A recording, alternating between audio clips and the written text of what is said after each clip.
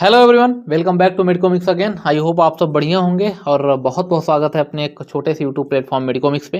तो आज का मैं ओवरव्यू जल्दी से आपको देता हूँ जिससे क्लास में डिले ना हो, ठीक है, और आपको टाइम वेस्ट ना हो। सो आज हम एनेस्थेटिक एजेंट पढ़ेंगे, जनरल एनेस्थीसिया और लोकल एनेस्थीसिया दोनों के इंपॉर्टेंट एमसीक्यू इसमें कवर किए जाएंगे, ठीक है। एंड जो पीवाईक्यू आए हुए हैं उनको भी मैं आपको बताऊंगा कि कहाँ से क्वेश्चन ज़्यादातर आपसे पूछे जाते हैं, ठीक है। और प्रॉपर आज एक्सरसाइज होगी आपके ब्रेन की, क्योंकि मैकेनिज्म से भी क्वेश्चन है, ठीक है, साइड इफेक्ट से भी हैं, हर चीज़ हमने इसमें इंक्लूड करने का ट्राई किया है। तो पहला क्वेश्चन हम देखते हैं।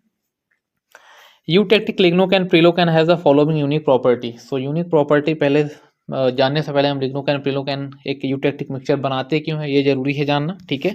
थोड़ा सा कंसेप्ट पे चलेंगे।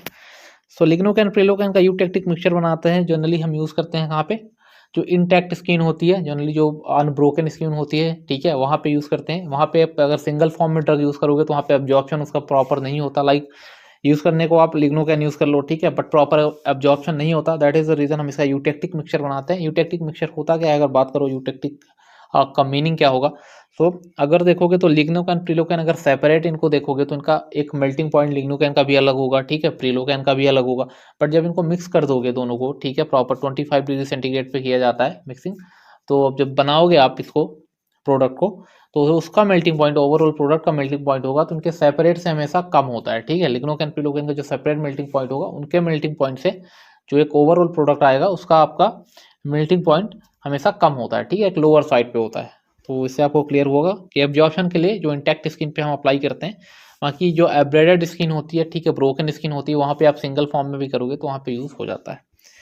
तो पहला, it causes a motor blockage without sensory blockade, ठीक है, तो दोनों ब्लॉकेट होता है ऐसा नहीं है, पहले हो सकता है कि एक बाद में हो सकता है, बट ब्लॉक दोनों होगा। By surface application it can anaesthetise the unbroken skin, ठीक है, इसको इंटैक्ट स्किन भी बोला जाता है। अगर इंटैक्ट स्किन से क्वेश्चन आ जाए तो घबराने की कोई बात नहीं है, इंटैक्ट स्किन भी अनब्रोकन ही होता है, ठीक है। तो ऑप्शन बी करेक्ट हो जाएगा। It is not absorb after surface application. हाँ, प्रॉपरली एब्जॉर्ब भी नहीं होता अगर बोल सकते हो, दैट इज द रीजन हम यूज़ करते हैं। बट जब यूटेक्टिक हम बना लेते हैं तब वो एब्जॉर्ब होने लगता है, ठीक है। तो ये भी आपका ऑप्शन इनकरेक्ट है। एंड इट हैज़, ठीक है, वैसो कंस्ट्रिक्शन का यहाँ पे इतना कोई रोल है नहीं। सो ऑप्शन बी करेक्ट हो जाएगा, क्योंकि ब्लड वेसल्स को ऐसे भी डायलेट करता है जनरली। क्वेश्चन सेकेंड देखते हैं। Which of the following statement is not true of local anaesthetic. यार कौन सा आपका स्टेटमेंट इनकरेक्ट है अगर बात की जाए लोकल एनेस्थेटिक के लिए। तो देखते हैं हम ऑप्शन ए देखते हैं पहले। The local anaesthetic is required in the unionised form for penetrating the neuronal membrane, ठीक है, जो मेम्ब्रेन होती है, न्यूरोनल मेम्ब्रेन होती है, ठीक है, आपको पता है एक्सॉन होगा, एक्सॉन की न्यूरोनल मेम्ब्रेन होगी कुछ एक्सॉन जैसे ये बना है, ठीक है, उसकी ये मेम्ब्रेन हो गई, आप समझ लो। तो अगर कोई ड्रग है, मान लो मैंने एक एक कोई एक्स ड्रग ली, ठीक है, एक लोकल एनेस्थेटिक ड्रग है, इसको क्रॉस करना है, अगर इस मेम्ब्रेन को आपको पता है कि अनायोनाइज्ड फॉर्म में होनी चाहिए, ठीक है, लिपिड सॉल्युबिलिटी अनायोनाइज्ड फॉर्म होना चाहिए तभी ये क्रॉस कर पाएगी। तो ये तो ऑप्शन बिल्कुल ही करेक्ट है, ठीक है ना, कि अनायोनाइज्ड फॉर्म में होगी तभी पेनिट्रेट कर पाएगी। तो ऑप्शन ए आपका एकदम करेक्ट हो जाएगा, ठीक है। करेक्ट इन द सेंस कि ये स्टेटमेंट आपका करेक्ट है, हमको नॉट ट्रू ढूंढना है, ठीक है। ऑप्शन बी देखते हैं। The local anaesthetic approaches its receptor only from the intraneuronal face of a sodium channel, ठीक है, यहाँ पे सोडियम चैनल प्रेजेंट होते हैं, ठीक है, वहाँ पे गेट्स होते हैं कुछ, ठीक है, इसी मेम्ब्रेन पे अंदर होंगे सोडियम चैनल। एंड यहाँ पे कुछ गेट होते हैं, एम गेट होता है, एच गेट होता है, एच गेट को हॉल्ट गेट बोला जाता है। और यहाँ पे इंट्रा न्यूरोनल स्पेस पे जाके एक्ट करेगा। जो रिसेप्टर होगा इंट्रा न्यूरोनल मीन्स न्यूरॉन के अंदर प्रेजेंट होता है, इंट्रा न्यूरोनल, ठीक है, तो अंदर प्रेजेंट होगा। तो ऑप्शन बी भी करेक्ट होगा, ठीक है, एक करेक्ट स्टेटमेंट है। ऑप्शन सी देखते हैं। The local anaesthetic binds to its receptor mainly when the sodium channel is in resting state. ये ऑप्शन बिल्कुल ही इनकरेक्ट है, ठीक है, मैं बताता हूँ क्यों। पहले तो वो ये आपका डी वाला भी देखते हैं। The local anaesthetic combines with its receptor in the ionised in cationic form, ठीक है, तो अनायोनाइज्ड फॉर्म में न्यूरोनल मेम्ब्रेन के अंदर आ रहा है, ठीक है, अगेन वो कन्वर्ट होता है आयोनाइज्ड फॉर्म में, देन अपने रिसेप्टर पे जाके एक्शन देता है। समझ रहे हो बात को, कि देखो कैसा होगा, अनायोनाइज्ड फॉर्म में पेनिट्रेट किया मेम्ब्रेन को, देन फिर वो एक कैटायनिक है आयोनाइज्ड फॉर्म में कन्वर्ट होगा, ठीक है, आयोनाइजेशन होगा उसका, आयोनाइज्ड होगा, देन वो एक्ट करेगा, ठीक है ना। तो ये हो जाएगा ऑप्शन डी भी एक टाइप का आपका करेक्ट स्टेटमेंट है। तो ऑप्शन सी एक इनकरेक्ट स्टेटमेंट है अबाउट लोकल एनेस्थेटिक प्रॉपर्टीज, ठीक है, ऑप्शन सी करेक्ट हो जाएगा। और अगर देखा जाए रेस्टिंग स्टेट पे वर्क नहीं करता, हमेशा जो ओपन स्टेट होती है, जब सोडियम चैनल ओपन स्टेज में होगा तो वहाँ पे जाके एक्ट करेगा, वहाँ पे जाके एच गेट को क्लोज करता है नीचे से, ठीक है, एच गेट को जो है तो क्लोज करके फर्दर जो एक सेंसेशन है उसको ब्लॉक करता है कि फर्दर उससे जो लगा हुआ न्यूरॉन्स है, जो इम्पल्स है जनरेशन को, थोड़ा इनहिबिट करेगा, ठीक है। सो ऑप्शन सी करेक्ट हो जाएगा। नेक्स्ट क्वेश्चन देखते हैं, the following local anaesthetic raises BP instead of tending to cause of fall, है ना। तो जनरली अगर देखोगे तो सब ब्लड प्रेशर को डिक्रीज ही करते हैं, क्योंकि वैसोडायलेशन का कॉन्सेप्ट होता है यहाँ पे। बट कोकीन जो सबसे पहला अगर देखोगे तो फाउंडेड एक डिस्कवरी हुई थी एज अ लोकल एनेस्थेटिक, ठीक है। अभी इतना यूज़ होता नहीं है ना, प्रीवियसली हम ऑक्यूलर सर्जरी वगैरह में इसका यूज़ करते थे, बट इसकी प्रॉपर्टी सिम्पैथोमाइमेटिक प्रॉपर्टी होती है, ठीक है। तो ये इंस्टेड ऑफ क्या करेगा,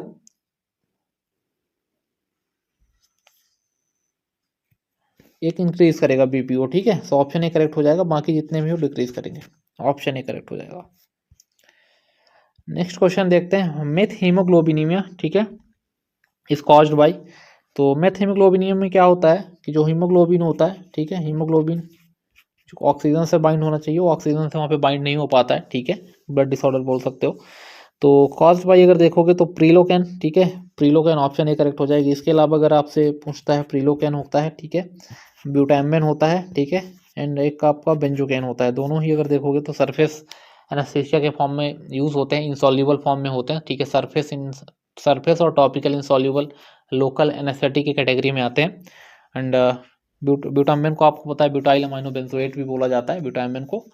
एंड एक ड्रग और होती है ऑक्सीथाजिन, उसी कैटेगरी में आती है। तो ऑप्शन ए करेक्ट हो जाएगा, प्रीलोकेन। एंड प्रीलोकेन के अलावा अगर पूछता है देन ब्यूटामिन एंड बेंजोकेन भी आपका करेक्ट हो सकता है, ऑप्शन ए करेक्ट हो जाएगा।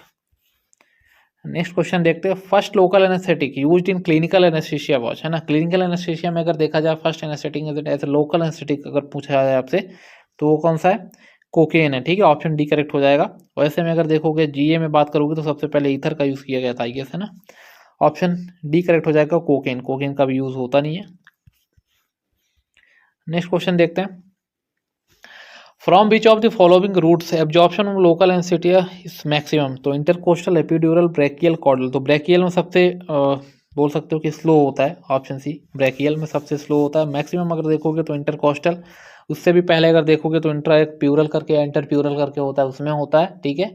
देन प्यूडेंडल होता है, देन अगेन ऐसे चलता जाता है। उसके बाद आपका वही होगा जो स्पेस एक्टोर होता है, सबाराक्नोइड, उसके बाद एपिड्यूरल, सारी चीज़ें चलती हैं, ठीक है। सबाराक्नोइड, देन एपिड्यूरल, देन ब्रैकियल। उसके भी पहले कॉर्डल आता है, कॉर्डल एमिना जो स्पाइनल कॉर्ड का ही समवेयर पार्ट होता है, स्पाइनल कॉर्ड जहाँ से खत्म होती है। सो ऑप्शन ए करेक्ट हो जाएगा, इंटरकोस्टल। नेक्स्ट क्वेश्चन देखते हैं, blockade of nerve conduction by a local anaesthetic is characterised by. So जो ब्लॉकेड होता है नर्व कंडक्शन का, तो देखते हैं, ऑप्शन है greater potential to block a resting nerve as compare to a stimulated nerve, नहीं, है ना, ये तो नहीं होगा। Need to cross the cell membrane to produce a block, and large myelinated fibres are block before the unmyelinated fibres, ठीक है, ये भी नहीं होगा। Cause consistent change of resting membrane potential, ये भी नहीं होगा ना। सो ऑप्शन बी करेक्ट होगा, क्रॉस तो पहले करेगा तभी एक्शन देगा, पहले तो क्रॉस करना ही जरूरी है। बाकी अगर ये ससेप्टेबिलिटी की बात कर रहा है कि लार्ज जो माइलिनेटेड फाइबर्स होते हैं वो पहले ससेप्टेबल, वो पहले ब्लॉक होंगे कि अनमाइलिनेटेड होंगे, तो ऑब्वियस सी बात है कि जब माइलिन की सीट अगर एक्सॉन पे चढ़ी हुई है, ठीक है, अगर कवर किया हुआ है माइलिन, ठीक है, एक्सॉन को, तो वहाँ पे सोडियम चैनल्स ज़्यादा होते हैं, ये भी याद रखो आप, सोडियम चैनल वहाँ पे ज़्यादा होगा, पोटेंशियल वहाँ पे ज़्यादा होगा। और अनमाइलिनेटेड में हमेशा क्या होगा, वहाँ पे कम होगा। तो जहाँ पे कम है वहाँ पहले जाके एक्शन देगा ना, तो अनमाइलिनेटेड जल्दी करेगा, ठीक है, उसको अगर देखो तो ब्लॉक उसको जल्दी करेगा वहाँ पे इम्पल्सेस को, अगर हम कंपेयर करते हैं आपके माइलिनेटेड से, ठीक है। तो यहाँ पे उल्टा दे दिया गया है आपका, माइलिनेटेड पहले होगा, अनमाइलिनेटेड पहले होगा, माइलिनेटेड बाद में होगा। तो ऑप्शन बी करेक्ट हो जाएगा।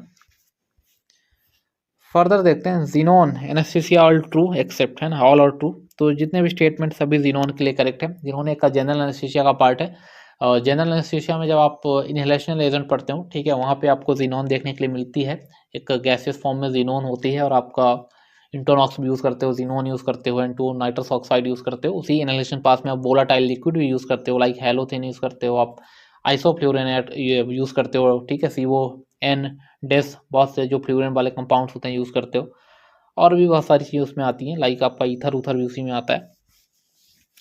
तो जीनोन अगर बात करो तो जीनोन बहुत ही अच्छी दवाई है, ठीक है। अगर जनरल एनेस्थीसिया के टर्म में हम बात करते हैं तो बहुत ही बढ़िया है, बिकॉज एक कॉस्टली होता है इसलिए इतना यूज़ नहीं होता, बट बाकी अगर ऑर्गन डैमेज है, ऑर्गन फेलियर है, तो सबसे बढ़िया यही होता है, ठीक है, xenon. So slow induction and recovery, तो इंडक्शन आपको पता है ब्लड गैस पार्टीशन कोएफिशिएंट पे डिपेंड करता है, ठीक है। ब्लड गैस जो पार्टीशन कोएफिशिएंट होता है उसी पे डिपेंड करता है कि कितना उसका इंडक्शन स्लो होगा या फास्ट होगा, जो चीज़ें हैं, ठीक है।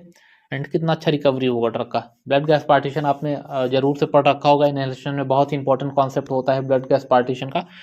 तो जीनोन का जो ब्लड गैस पार्टीशन होगा वो अच्छा होता है, ठीक है। पॉइंट आई गेस 4.2 के लगभग होता है, 4.2 या 4.5 के ऐसे लगभग होता है जीनोन का।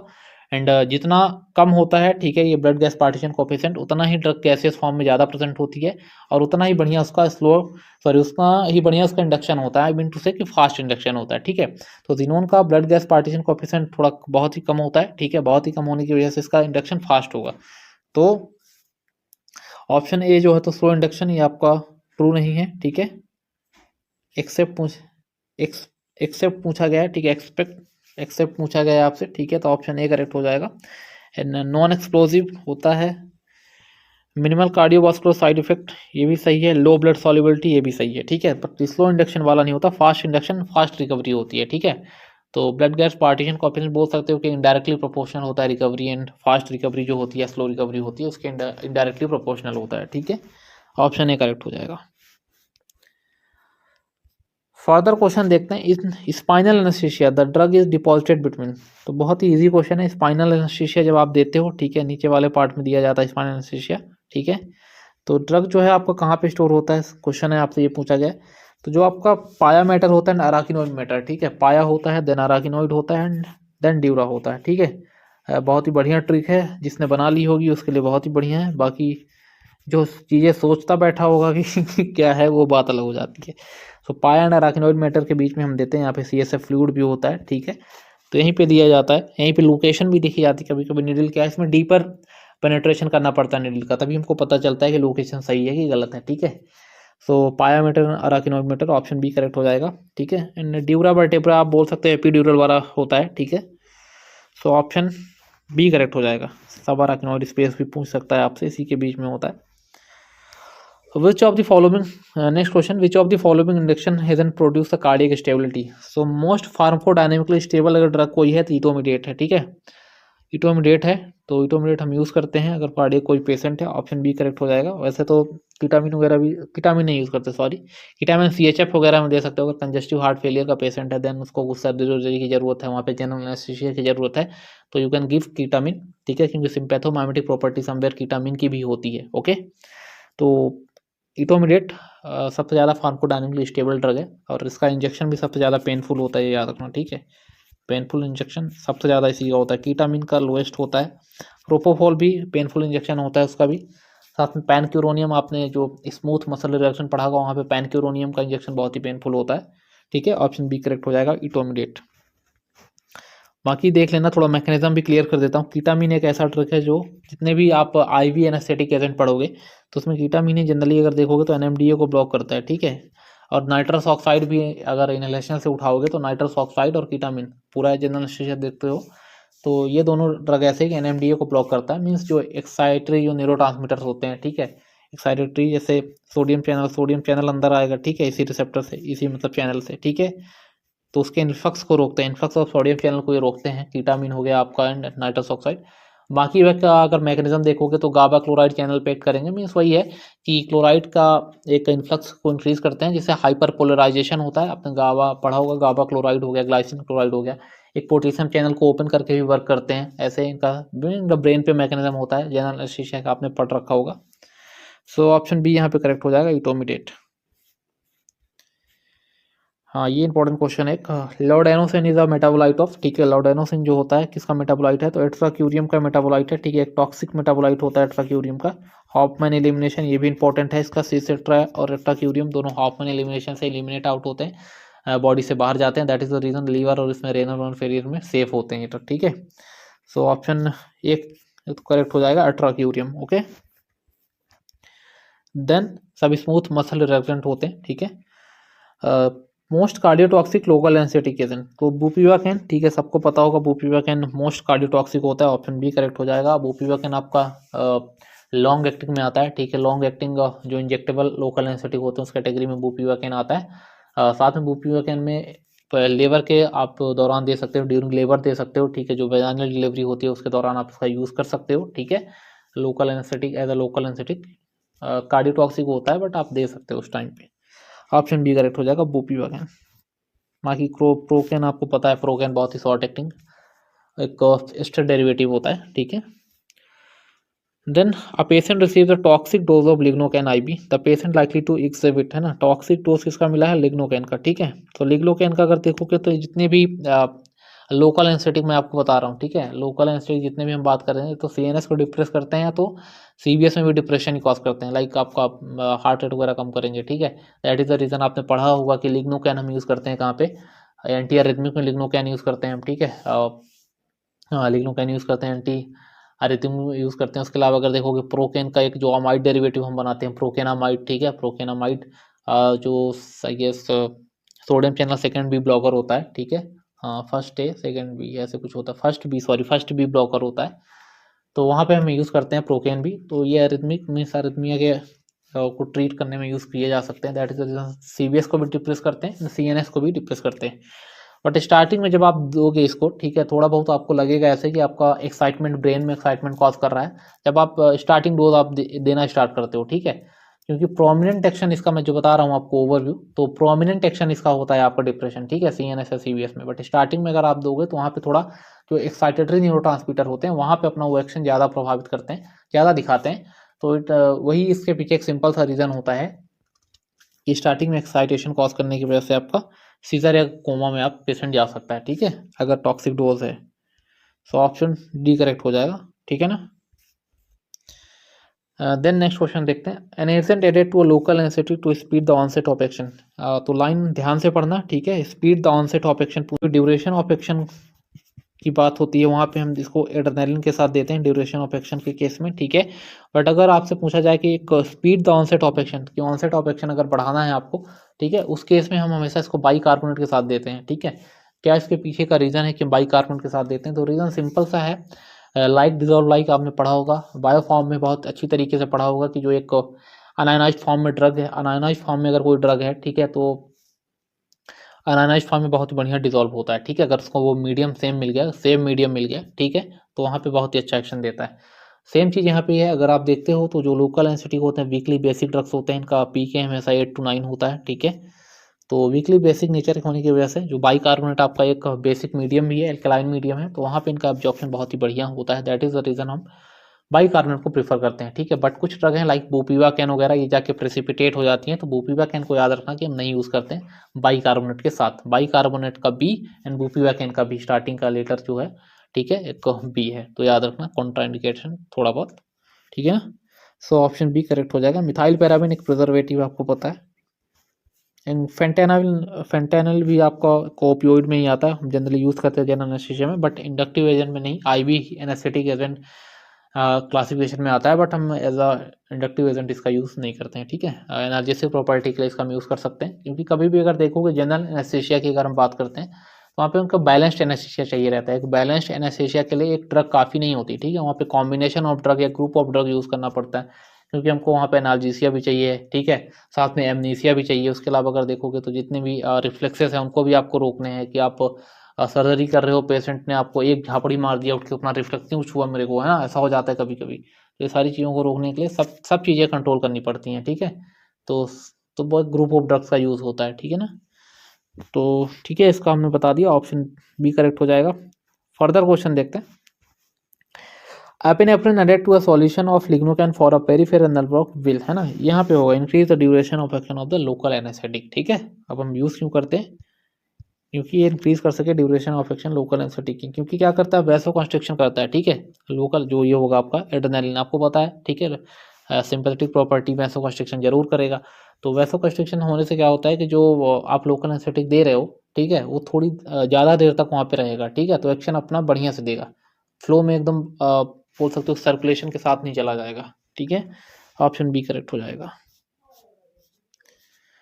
फर्दर क्वेश्चन देखते हैं, all of the following are properties of local anaesthetic except, है ना, अगेन प्रॉपर्टी पूछा लोकल एनेस्थेटिक की, तो ध्यान से पढ़ेंगे चीज़ें, ठीक है। Blockade of voltage dependent sodium channel, बिल्कुल वहाँ पे एक्सेप्ट था, ठीक है, एक वो जो हमने अभी प्रीवियसली क्वेश्चन किया था ना, वहाँ पे एक्सपेक्ट को सॉरी ये एक्सेप्ट को उन्होंने एक्सेप्ट लिख दिया था, ठीक है, एक्सेप्ट, ठीक है, एक्सेप्ट, तो वहाँ पे देख लेना वो एक्सेप्ट है, ठीक है, एक्सेप्ट है, एक्सेप्ट नहीं है, एक्सेप्ट नहीं है, सॉरी एक्सेप्ट है। तो किसी प्रीवियस क्वेश्चन में भी मैंने देखा था, ठीक है ना, तो टाइपिंग एरर है। हम देखते हैं कौन सी प्रॉपर्टी नहीं है।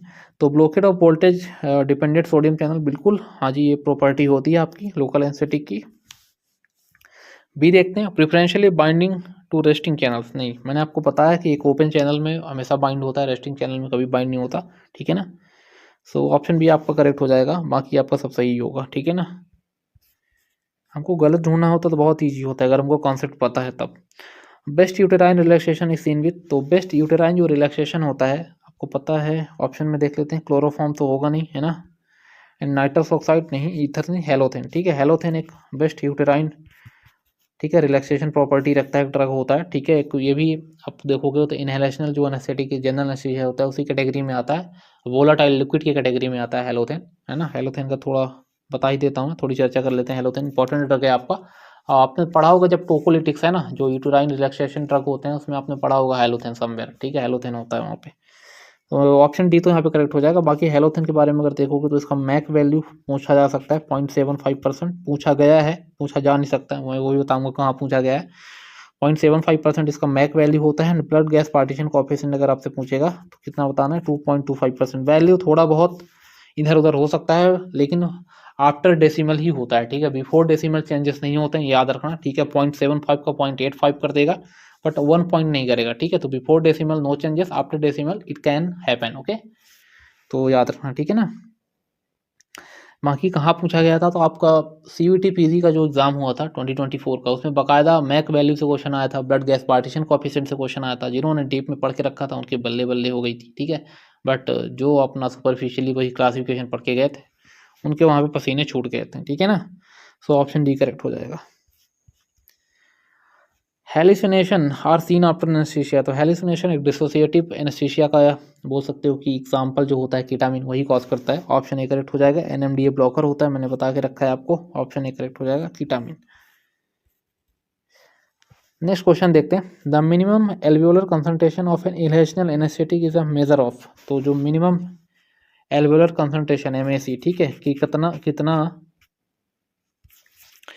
ड्रग का पार्ट होगा आपके एल्वेओली में, ठीक है, एल्वेओलाई में कितना होगा ड्रग का कंसंट्रेशन, जितना कम कंसंट्रेशन होता है एल्वेओलाई में उतना बढ़िया एक्शन देता है, ठीक है। MAC is directly proportional to potency होता है, ठीक है। तो किसी का अगर MAC बहुत इनडायरेक्टली होता है, सॉरी डायरेक्टली बोल रहा हूँ, किसी का अगर MAC का वैल्यू क्या है बहुत कम है तो पोटेंसी बहुत ही बढ़िया होती है। किसी का MAC का वैल्यू, किसी ड्रग का MAC का वैल्यू अगर मैक वैल्यू बहुत ही ज़्यादा है तो उसकी पोटेंसी उतनी कम होती है। एग्जाम्पल मैं आपको यहाँ पे क्लियर कर देता हूँ, ऑप्शन ए करेक्ट होगा पोटेंसी।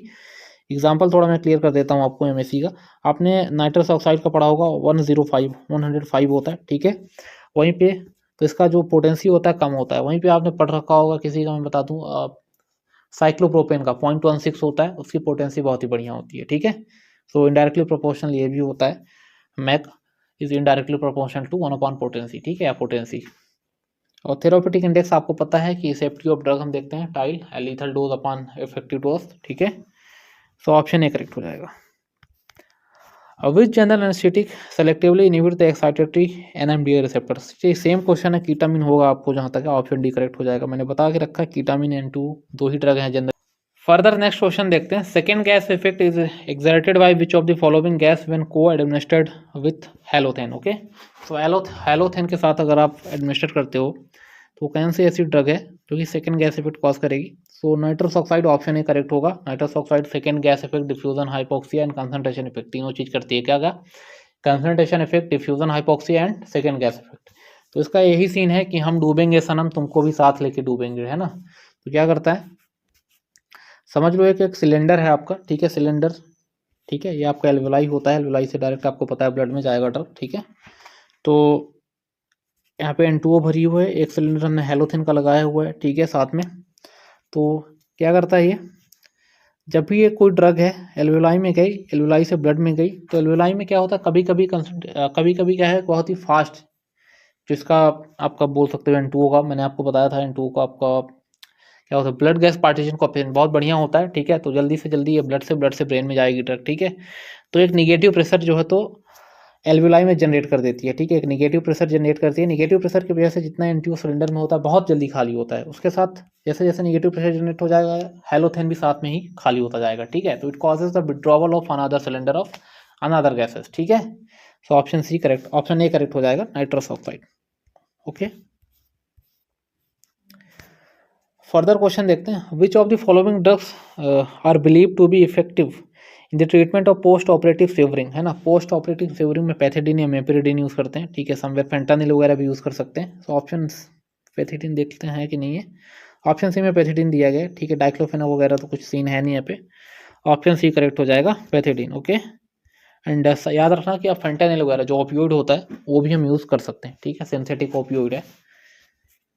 देन नेक्स्ट क्वेश्चन देखते हैं। मैक ऑफ डेस्फ्लूरेन, है ना। डेस्फ्लूरेन का मैक क्या होता है? फ्लूरेन कैटेगरी का ड्रग है, ठीक है। डेस्फ्लूरेन और जनरली इनहेलेशन एनेस्थीसिया में आता है, जनरल एनेस्थीसिया का पार्ट है जो। तो मैक वैल्यू पूछा है डेस्फ्लूरेन की, तो 6% होती है, ठीक है। मैक वैल्यू 6% याद रखना, ठीक है। 6% है क्या ऑप्शन में? ऑप्शन डी करेक्ट हो जाएगा, 6।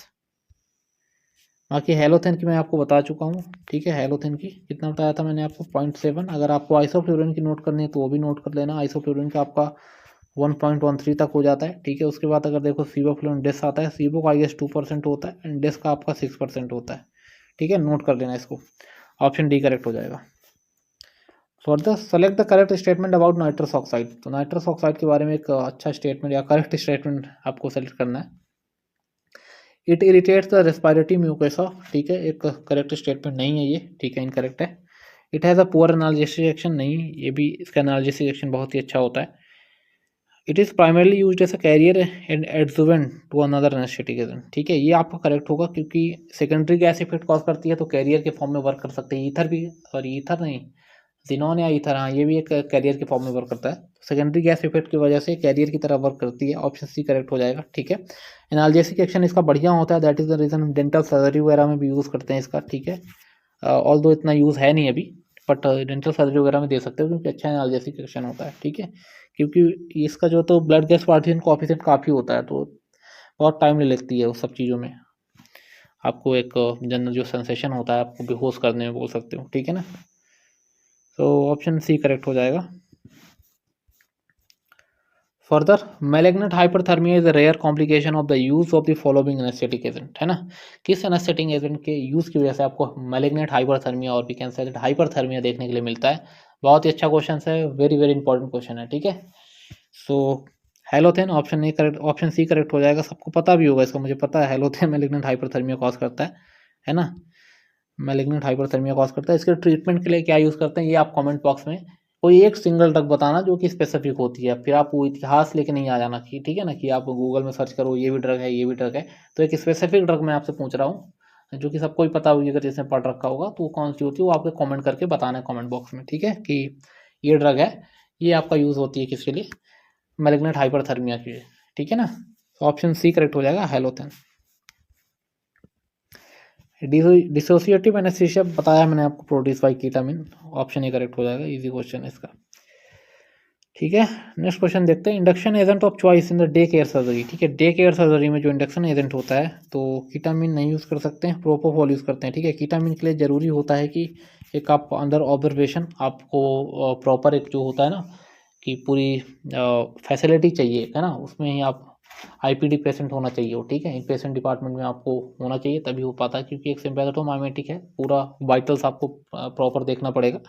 प्रोपोफॉल ऑप्शन बी करेक्ट हो जाएगा। प्रोपोफॉल यूज़ कर सकते हो, साथ में मीवा क्यूरियम भी दे सकते हो, ठीक है। डे केयर सर्जरी में क्या क्या यूज़ होता है सब बता देता हूँ थोड़ा सा मैं, एंड इंपॉर्टेंट बता दे रहा हूँ आपको। मीवा क्यूरियम भी दे सकते हो, ठीक है। मिडाजोलाम भी समवेयर यूज़ हो जाता है, एंड आपको प्रोपोफॉल तो है ही, एंड फेंटेनिल वगैरह भी यूज़ कर सकते हो आप। एलिफेंटेनिल जो होता है, एलिफेंटेनिल जनरली हम यूज़ कर सकते हैं, है ना। बाकी आइसोफ्लूरिन वगैरह भी बताते हैं, बट इतना इंपॉर्टेंट वो नहीं। 4 ड्रग आप याद रखो, ये ऑप्शन बी करेक्ट हो जाएगा। Further, shivering is observe in the early part of post operative period due to, आपको मैंने बता रखा है, ठीक है। सिवरिंग किसकी वजह से होता है? हैलोथेन की वजह से होता है सिवरिंग, ठीक है। Shivering and malignant hyperthermia both are caused by halothane, okay. Option B correct हो जाएगा, हैलोथेन, है ना। एक अरिथमोजेनिक प्रॉपर्टी भी होती है, सो फियोक्रोमोसाइटोमा में भी कॉन्ट्राइंडिकेटेड होता है, ठीक है। फियोक्रोमोसाइटोमा आपका एड्रिनल ग्लैंड का ट्यूमर होता है जहाँ पे एड्रेनलिन का रस बहुत ज़्यादा हो जाता है, ठीक है, प्रोडक्शन एड्रेनलिन का बढ़ जाता है, दैट इज़ द रीज़न हम कभी भी नहीं देते। इन केस ऑफ फियोक्रोमोसाइटोमा अगर कोई पेशेंट है उसकी सर्जरी करनी है तो हैलोथिन मत दे देना, ठीक है ना। क्योंकि सर्जरी के पहले प्रॉपर एकदम आपका बॉडी चेकअप होता है, ठीक है, पूरे वाइटल्स आपके देखते जाते हैं। अगर आपका वाइटल्स सही नहीं है तो आपको फिजिशियन को पहले रेफर किया जाता है। फिजिशियन आपको एक ओके रिपोर्ट देगा, आपकी लैब रिपोर्ट आएगी, जब आप उसमें ओके फिट पाए जाओगे तभी आपकी सर्जरी के लिए आपको ले जाया जाता है, ठीक है, सारी चीज़ें होती हैं। बाकी कुछ चीज़ें हैं इस्केमिक डिसीज़ वगैरह में आपका इटोमीडिएट ही देते हैं। अगर इस्केमिक हार्ट डिसीज़ का कोई पेशेंट है इटोमीडिएट ही देते हैं। एंड ब्रोंकियल अस्थमा में आपको हैलोथिन देना है, आपको पता होगा। हैलोथिन के साथ आईवी रूट में अगर पूछा तो आप कीटामिन भी दे सकते हो ब्रोंकियल अस्थमा में, ठीक है ना। ऑप्शन बी यहाँ पे करेक्ट हो जाएगा, हैलोथिन था इसलिए मैंने बता दिया कि ब्रोंकियल अस्थमा में, क्योंकि ब्रोंकस को डायलेट करता है, ठीक है, इसलिए हम ब्रोंको डायलेटरी एक्शन की वजह से इसको हम अस्थमा में भी यूज़ कर सकते हैं as a inhalational agent, okay. Option B correct हो जाएगा। ये क्वेश्चन आया हुआ है, stage 2 of analgesia indicates. Analgesia का जो स्टेज 2 होता है जी, जो गुडल्स का एक्सपेरिमेंट था ईथर पे, ठीक है, गुडल्स एक्सपेरिमेंट ऑन ईथर उन्होंने किया था, तो उसी से स्टेज रिलेटेड होती हैं। अभी तो जो मॉडर्न डेज आपने पढ़ रखी हैं, जो एनेस्थेटिक एजेंट या इंडक्टिव एजेंट्स होते हैं, जनरली स्टेज 3 में ही लेके जाते हैं। ऐसा कुछ नहीं होता, जैसा आप डोज में यूज़ करते हो वैसा वो मिलता है आपको। तो स्टेज 2 की अगर बात करोगे तो वहाँ पे stage of analgesia stage first होती है, ठीक है। ऑप्शन ये स्टेज फर्स्ट है तो बिल्कुल नहीं होगा। Then stage of surgical anaesthesia stage 3 है, ठीक है। Stage 2 stage of delirium and excitement, ये ऐसी स्टेज है जिसको किसी को मतलब एक अनवांटेड अनडिजायरेबल स्टेज होती है, ठीक है, ये स्टेज नहीं चाहिए रहती है, मतलब यूज़फुल नहीं होती है ना, यूज़फुल नहीं होती इतनी। एंड ऑप्शन सी करेक्ट हो जाएगा। ये Madhya Pradesh power generation company limited, जो अभी फार्मासिस्ट का एग्जाम हुआ था उसमें 2024 में हुआ है, उसमें आया हुआ क्वेश्चन है, ठीक है। ये स्टेज के बारे में पूछा था, ये पर्टिकुलर याद नहीं, बट स्टेज से ही रिलेटेड वो क्वेश्चन आया हुआ था, ठीक है, और उन्होंने गलत मार्क किया था, है ना। तो जो वहाँ के वो थी, जो उन्होंने आंसर की रिलीज़ की थी, उसमें वो क्वेश्चन गलत बताया गया था, उसका आंसर गलत बताया गया था। सो ऑप्शन आपका कौन सा करेक्ट होगा, सी करेक्ट हो जाएगा, ठीक है। एंड स्टेज 4 कभी आप जाना नहीं चाहोगे स्टेज 4 में, क्योंकि एक मेडुलरी पैरालिसिस का फेज़ होता है, यहाँ पे आपका हार्ट रेस्पिरेटरी सब डिप्रेस हो जाता है, कोमा में जा सकते हो, आपकी डेथ भी हो सकती है। तो इतना डोज हम देते ही नहीं कि इस पे हाल में पेशेंट जाए, ठीक है। स्टेज, ठीक है, डोज के ऊपर ही डिपेंड होता है जनरली, ठीक है। सो स्टेज 3 के बाद हम इतना डोज बढ़ाते ही नहीं है, ठीक है, कांस्टेंट डोज पे रखते हैं पेशेंट को। फर्दर देखते हैं, what is the colour coding of the oxygen cylinder. Important question ये भी कोडिंग से आपको दे सकता है, फार्मासिस्ट वगैरह में तो यहाँ से क्वेश्चन बनने की पूरी संभावना होती है, ठीक है, एक रहता है कि पॉसिबिलिटी हमेशा होती है कि आ सकता है क्वेश्चन यहाँ से। सो अगर देखोगे तो आपने ब्लैक एंड वाइट पढ़ा होगा, ठीक है, किसी का ब्लैक शरीर एंड वाइट शोल्डर ऐसे, ठीक है, ब्लैक एंड वाइट पढ़ा होगा, ठीक है, रेसिज्म वाली बात नहीं, बट याद करने के लिए। तो हमेशा black body and white shoulder, ठीक है, white shoulder and black body, option C correct हो जाएगा। बाकी अगर देखोगे grey body white black shoulder, ये आपका एयर का होता है, ठीक है, एंड ऑरेंज कलर का आपका साइक्लोप्रोपेन का होता है। सो ऑप्शन आपका सी करेक्ट हो जाएगा, ठीक है। इतने क्वेश्चन थे, आई गेस 30 इंपॉर्टेंट क्वेश्चन इसमें थे। एंड आई होप आपको कुछ फील हुआ होगा कि क्वेश्चन अच्छे थे, आपने किया होगा तो आपको लगा होगा कि आपसे चीज़ें बन रही हैं, ठीक है। एंड यही मोटिव रहता है अगर कोई एमसीक्यू करवा रहा है कि या कोई कर रहा है, ठीक है, तो कितना अपनी चीज़ों को रीगेन कर पा रहा है, कितना चीज़ मेमोराइज कर पा रहा है ना, उसी से मतलब होता है। बाकी अगर आप कल पढ़ रहे हो तो आपको अगले दिन तो याद ही रहती हैं वो चीज़ें, है ना, उसमें कोई डाउट नहीं होता है ना, ठीक है। तो आज की सीरीज़ में इतना ही रखेंगे, आज के इस वीडियो में इतना ही करेंगे, एंड मिलते हैं नेक्स्ट वीडियो में। तब तक के लिए बढ़िया से रहिए और बढ़िया से पढ़िए। Thank you very much for watching guys.